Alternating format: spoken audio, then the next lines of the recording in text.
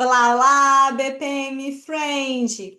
Hoje temos um convidado especial nesse vídeo. Quero apresentar para vocês o professor Merrick, que eu conheci lá na QUT, na Queensland University Technology, lá em Brisbane, na Austrália, nessa temporada que eu passei por lá. O professor Merrick é atuante na área de BPM e eu me encantei com a obra recente dele, um livro que ele publicou recentemente sobre a economia dos algoritmos, um livro premiado no ano de 2024 lá na Austrália.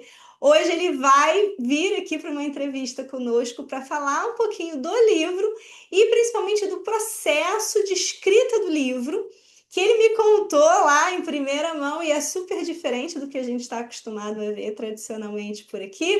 Então, acho que vocês vão adorar saber, conhecer um pouquinho dos bastidores de um autor de um livro consagrado. Então, quero que desde já você deixe o seu like nesse vídeo, se inscreva no canal da Deco, o maior canal de BPM do Brasil, e comenta aqui embaixo agradecendo a presença do professor Merrick para que a gente possa fazê-lo se sentir muito bem acolhido na nossa comunidade de BPM Friends aqui do Brasil. Vamos lá?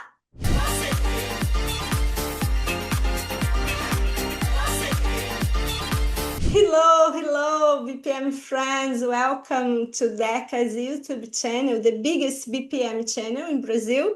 My name is Andrea Magalhães and I'm the host. Today, I'm very happy to have here with us Professor Merrick from the Queensland University Technology Business School.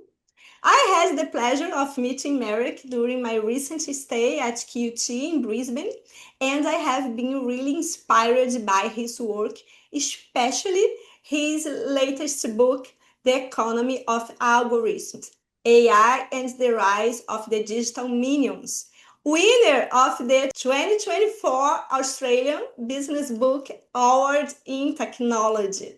Merrick has led global innovation teams in Silicon Valley, founded the SAP Machine Learning Lab in Singapore, and held research roles at Microsoft Research in Asia.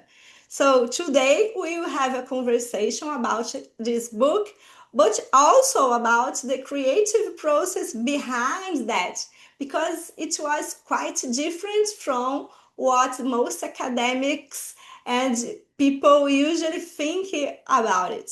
So, Merrick, thank you very much for joining me. It's a pleasure to have you here. Thank you so much for inviting me, Andrea, as well. I'm very, very happy to be here. Let's start from the beginning. Merrick, what inspired you to write the book, The Economy of Algorithms? Was a specific idea, frustration, an event that made you realize that this was the right time to write this book? Thanks so much for this question, Andrea. First of all, I have the book with me. I always have one at my desk. I just love the beautiful colors of the book here. The reason I wrote the book is because I thought we need to talk more about what algorithms are, what artificial intelligence is, and how it impacts the way we live, the way we work, the way we think. This is not an academic book. I like to call it an airport bookstore book. So, one that you sort of pick up when you need to catch a plane or maybe go on a train and you wanted to read something. So it's a light reading. It's a book that is full of stories. And that's a book that I've written for an average person who might not have a degree in computer science, but is curious about how the world is changing. So it's a book full of stories. Some of the stories are very, very positive. They show the beautiful potential of artificial intelligence and all sorts of algorithms in our lives.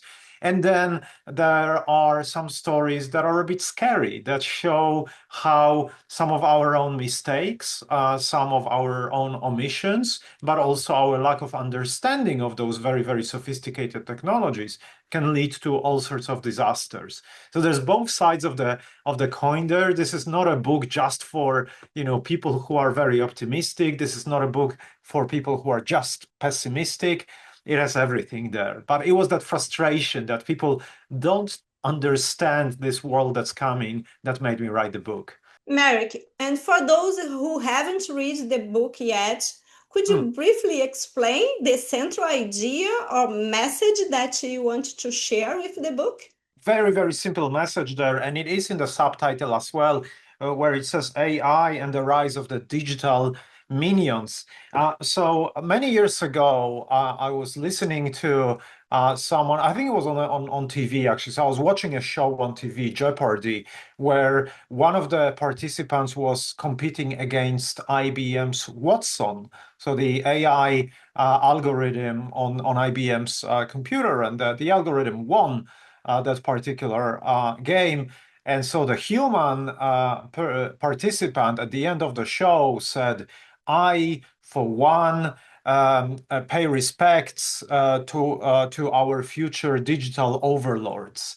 And that term digital overlords struck me or stuck with me because I thought, well, all those algorithms, they're less like digital overlords. They're more like those tiny creatures that want to help us, and if we give them some tasks, they'll keep doing them, but then every now and then something weird will happen in their heads, or in their algorithms, in their procedures, and they will start doing something that's crazy. And so we need to keep making sure that they're always on track. And then I thought, that's like minions, those yellow creatures from the cartoon, which are always there to help you, and they will do what you tell them, but they also have a mind of their own, and sometimes through all sorts of glitches, they start doing those things. So I thought that's actually a much better metaphor for artificial intelligence than digital overlords, because we need to be the ones who are in charge, like in that cartoon, the Gru, the human character there. We need to be ones like this. So I thought, I'm going to apply this metaphor to artificial intelligence. I'm going to apply this metaphor to technology. And that's the premise of the book. Amazing. It's impressive. It's really impressive. Merrick, you have done also significant research in the BPM field. I know also that you have some works on process autonomization. How do Hmm. you see the ideas from the economy of algorithms connecting with the evolution of business process management? Interesting you mentioned that. Just yesterday I was writing a blog post on LinkedIn where I was reflecting on my very first visit to the BPM conference, which was incidentally in Brisbane. That was back in 2007.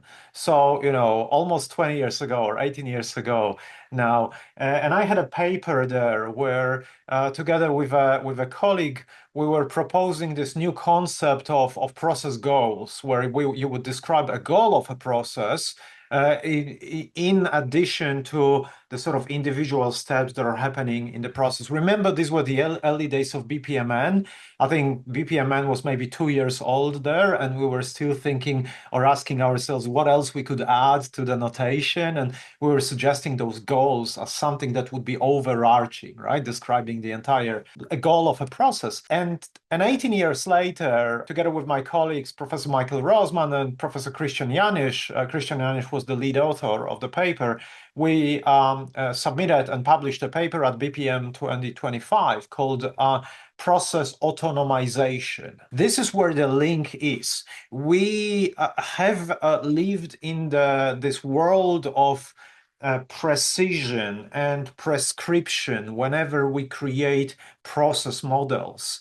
And I think, and it's great, right? And all the sort of smartest minds working on Petri nets and all sorts of, process mining approaches are really good at it, right? Capturing very, very formally the process within an organization. But we decided with this paper to kind of put the problem upside down and say, what if we actually didn't want to perfectly specify a process, but rather we just wanted to give a high level description of what we want to achieve, and then give a process engine that flexibility to do whatever it thinks needs to be done to get to that goal. So that's what we call process autonomization. It's different from process automation. Process automation is where you just describe every single step. Process autonomization adds autonomy to the process execution engine.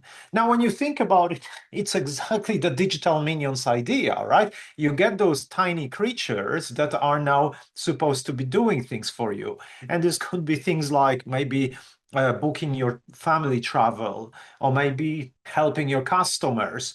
But remember, those are digital minions. So there will be some variability in the sort of the way the processes are executed, variability in the quality of the outcomes, and so on and so on. So we realize that there are some types of processes where it makes sense, and there are some types of processes where it doesn't. If you're police, you probably need a very, very clear, process where it can be defended in court and so on.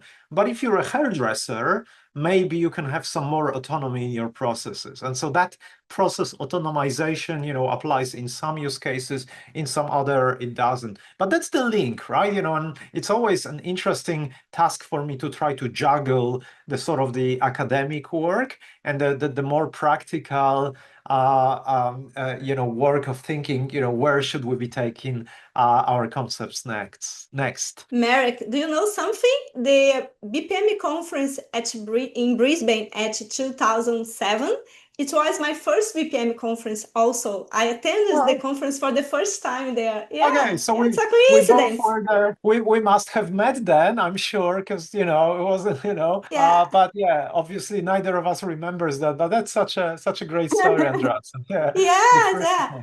And 18 years later, I went back to Brisbane yes, to that's work right. with you guys there. Yeah, Yeah, it's yeah, yeah. interesting. Yeah. Merrick, and now I would love to dive into your journey in writing this book. Did you take a Hmm. sabbatical to write it, right? So, how was this experience? I can imagine that taking a break from your usual university routine gave you some mental freedom, maybe. And Hmm. how important do you think that this space was for developing the ideas in the book? You're right. I'm one of those lucky people who have an option of taking a sabbatical leave from a university or from your work. I can do it once every few years. And that's exactly what happened. This was during COVID lockdowns, so we weren't able to travel. So I had this choice, what do I do with this? And so for me, the option was to take that leave and pretty much work from home on a project. And I thought a book would be a great project. I had this book in my head for many years, right? There was something that I wanted to share, but I never had proper time. So I thought this would be a fantastic project to work on for those 6 months. But it's hard. Day one of your sabbatical, you wake up and you ask yourself, okay, so what should I do now? What's the process, right? Do I just sit and start writing, or is there a process? So I went for a walk with my dog, and I thought a lot about it, and I came to this realization that I don't know. I don't know what's the right approach. And so, what do you do when you don't know? You ask, right? You ask people. You ask for help. So I reached out to a number of people. Some people who are in the publishing industry. They gave me some ideas, but ultimately, I found a person who calls themselves a book coach. A book coach is not somebody who writes books for you. She didn't write a single word for my book. But a book coach is somebody like a sports coach. They don't run races for you, but they tell you Monday morning you have to run 5 kilometers at this pace. Then this is the food you're having, and then you have to have a full night's sleep so that on Tuesday morning you do a different type of run, or maybe you go for a swim, right? And so I actually asked a book coach for help. And it turns out that she was starting a program for a few authors that I could join, where she said, I'm going to work with you for 3 months, and I'm going to walk you through a process. And at the end of those 3 months, we're going to have a first draft of the book ready for each of you. And did it happen It did in three happen, and I'm months? happy. It did happen. Was probably much harder. It was harder than what she promised. She told us an hour a day in 3 months, and you'll be done. No, no, no. It was more like 6 hours a day, every day. But it did happen, and it was a process. For those of you who are interested, and obviously everyone is interested here in processes. For when it comes to listeners, this was a mix of a very, very specific process with, stage gates, but also a design thinking approach. So we used a lot of empathizing. At the very beginning of the process, I had to create a persona of my book readers. And I had a number of personas of my book readers so that I could test every idea of what I was writing in the book against those personas. So I had there's a persona in my head. His name is Simon, and I know exactly, who Simon is and so on.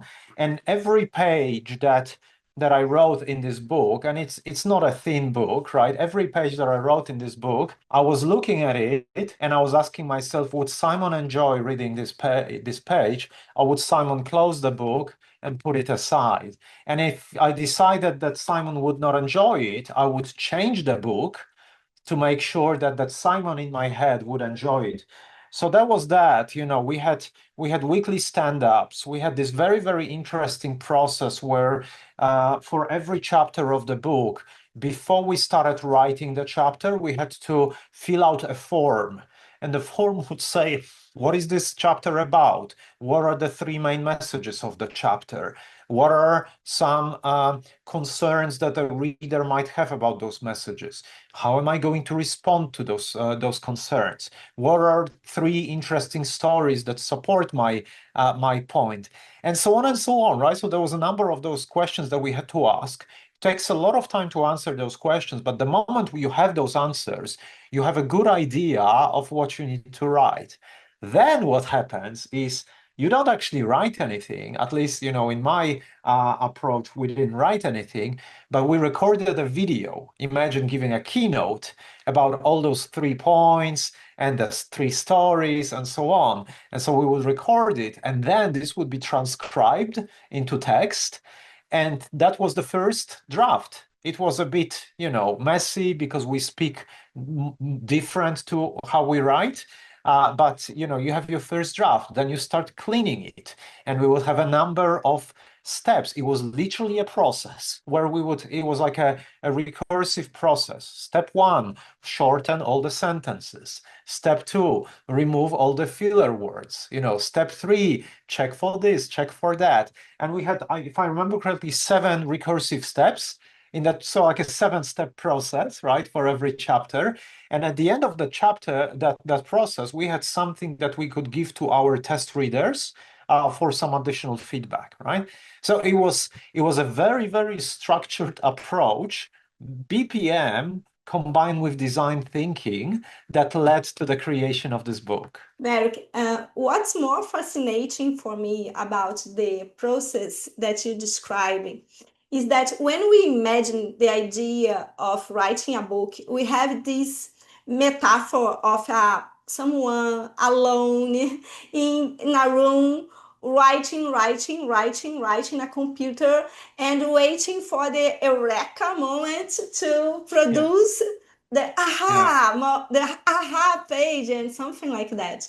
And what you described is something very different from that, right? So it was not lonely. You have a group, you have Yeah, support, you have coach, you have a process, a BPM with yeah. design thinking. So it's really impressive. Yeah, yeah, absolutely. It's a bit like in breathing, right? You have to do both things. You have to breathe in and breathe out, right? And it's a bit like that with writing.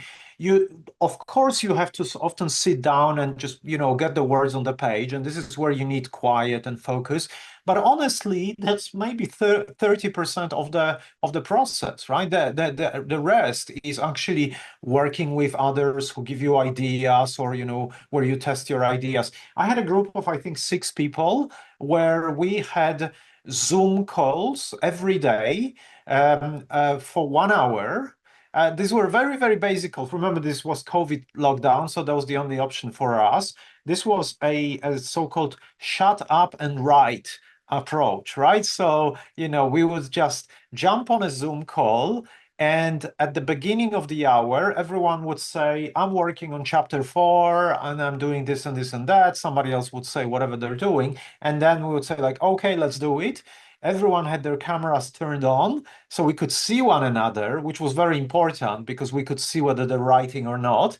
And then we would just write. And then at the end of the hour, we would say, okay, I've managed to do it. That's my plan for the next writing session or whatever it is. So even the quiet moments, we were in a group and motivating ourselves. There was one person in the group who kept falling asleep during those sessions, and we could see that person falling asleep, but everyone else was writing, right? That person who kept falling asleep, that person also published the book, and it's a really good book. So yeah, I'm trying to sort of be careful not to reveal the gender of that person because that narrows down, my friends. But that person also published the book, and it's a great book. Merrick, looking back, what was the most rewarding part of the whole experience and maybe the hardest part also?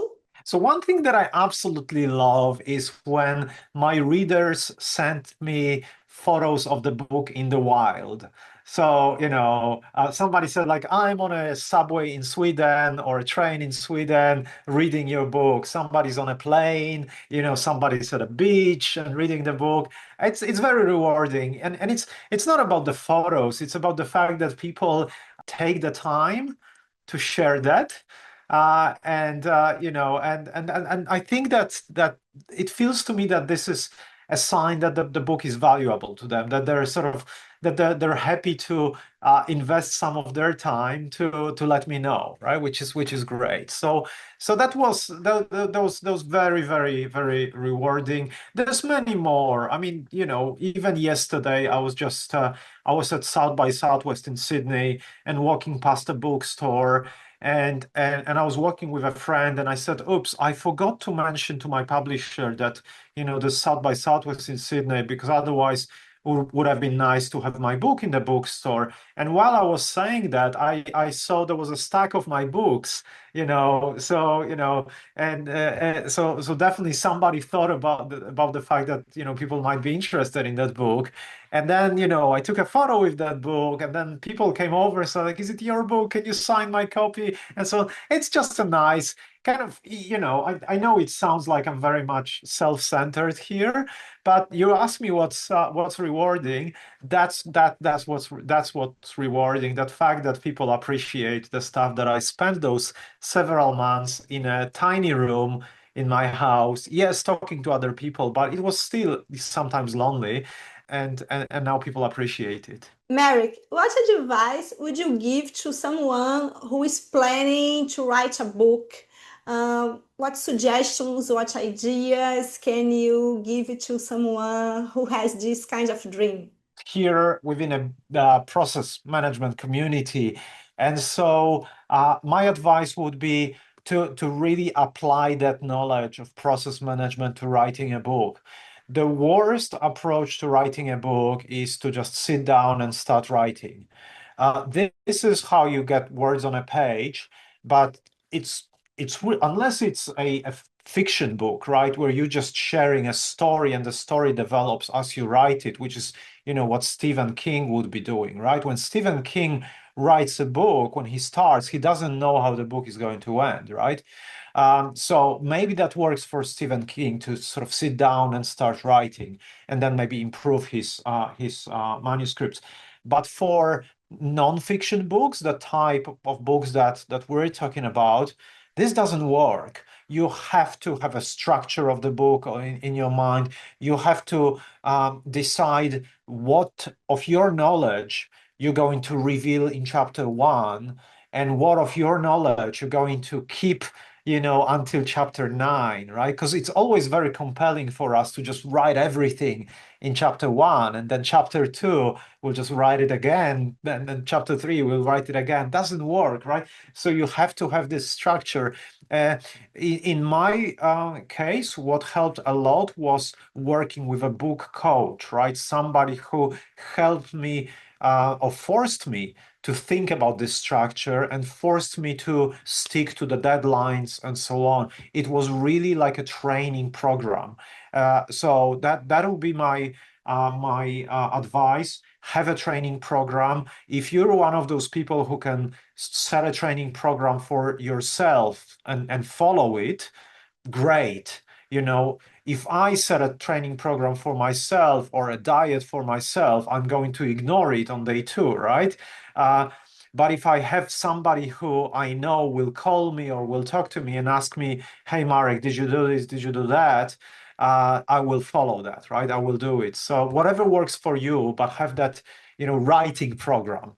Marek, finally, is there anything that you'd like to add or to comment that we haven't covered, or something that you feel that's important for the readers to understand about the economy of algorithms? Maybe look, I mean, there's things related to the topic itself. What we didn't cover is this amazing changing world we live in, and the fact that we should really be optimistic about what's coming in the future. There's going to be a lot of exploration. There's going to be a lot of very new things. So in the process community, those algorithms are really going to, those new algorithms like artificial intelligence are really going to change our lives. And so we will keep asking ourselves, what is the future of process management?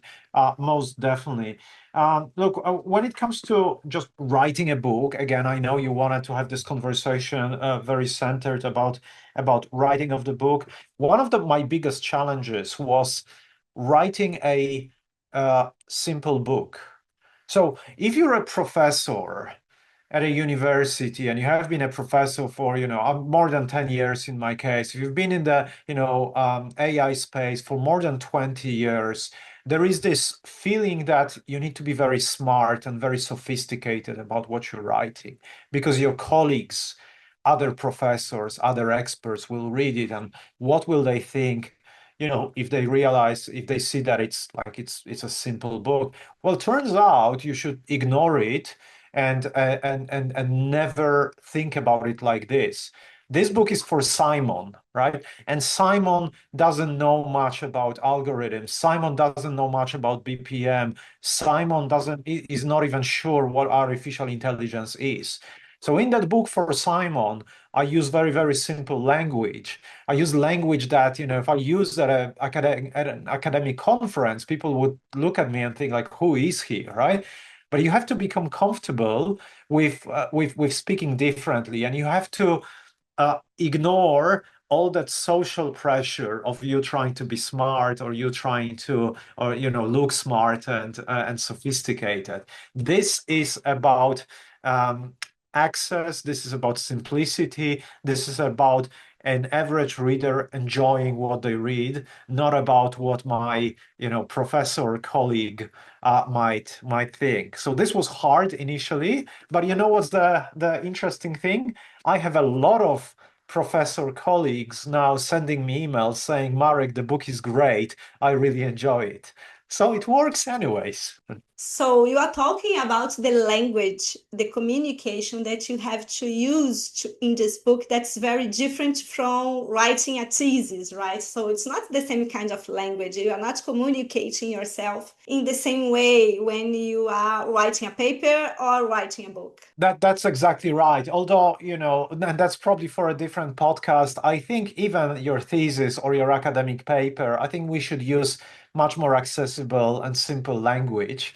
But somehow the academic world likes to use very sophisticated words, very sophisticated terms, as if it was making our ideas better. But yes, this is about using a language that people enjoy reading. Marek, Once again, I'd like to thank you so much. I really appreciated your time for this conversation. It was truly inspiring to hear about both your ideas, your creative process.